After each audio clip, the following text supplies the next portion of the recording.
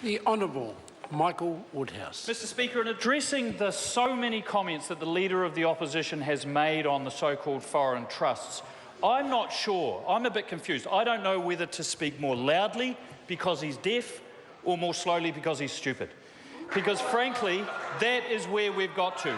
I've got a dilemma, Mr Speaker. Either he is completely obtuse about this issue or he thinks the New Zealand public is, because he keeps banging on about things that are simply not true. And I respect anybody's right to have a different opinion, but they cannot have a different set of facts, Mr Speaker, and these are the facts. There is no tax avoidance or evasion in New Zealand in respect of foreign trusts. These are, see, she says rubbish, right, cloth-eared again. These are foreign trusts owning foreign assets and earning foreign income. There is no tax obligation in New Zealand. And on Monday, Mr Little said on the 11th, the reality is the government is allowing the world's richest people, here's the kicker, to hide their wealth in New Zealand and not pay their fair share. Well, there's no wealth hidden in New Zealand, Mr Speaker, with these foreign trusts. Otherwise, here's the thing, they wouldn't be foreign. They would be domestic trusts. If there was any money in New Zealand, then there would be a tax obligation to the IRD, an anti-money laundering obligation, including to the New Zealand Police. And here's dumb. Mr Little releases, apparently, his tax returns. No, only he didn't. He released his personal tax summary. A personal tax summary is not a return of income tax. And when that was pointed out to him, his press secretary said something like, there may be other things like a small amount of interest income on his savings. Now, can you imagine what Labor would have said if the Prime Minister had given that sort of response? And I don't need to remind you that a certain David Shearer is a bit forgetful about offshore interests, isn't he? $50,000 of offshore interest in a bank account that he forgot about. But we didn't go on too long about that, did we? We gave him a tease. And even today in question time, here's question time today. The breathless revelations that Mr Brash and Mr Shewan went to the Bahamas. Here's why.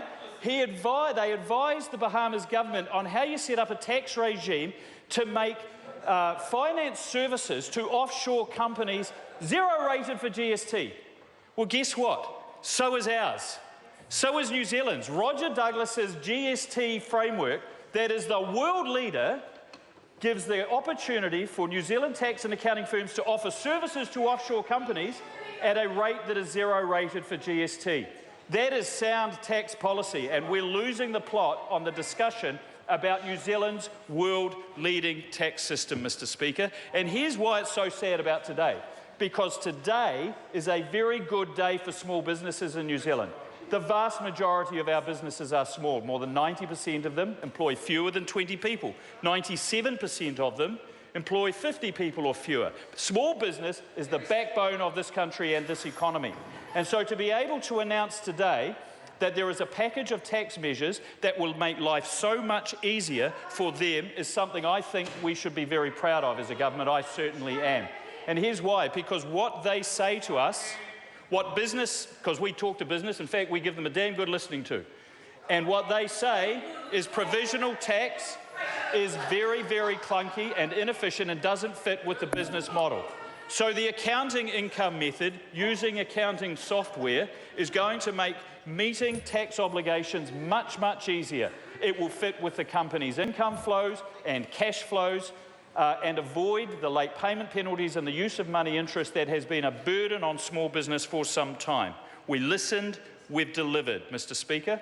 We've also made significant changes to use of money interest where people using the uplift method who make honest underestimations or have a really good year should not be punished for having a better year than the previous year. And so use of money interest will only apply on the third provisional tax payment, and even then they'll have an opportunity to bump it up if they can see that their income is going up. These are good policies. This is good, sensible tax policy. It's the policy, the sort of policy that New Zealand's tax framework is renowned for globally, including amongst the OECD, and I stand very strongly beside it.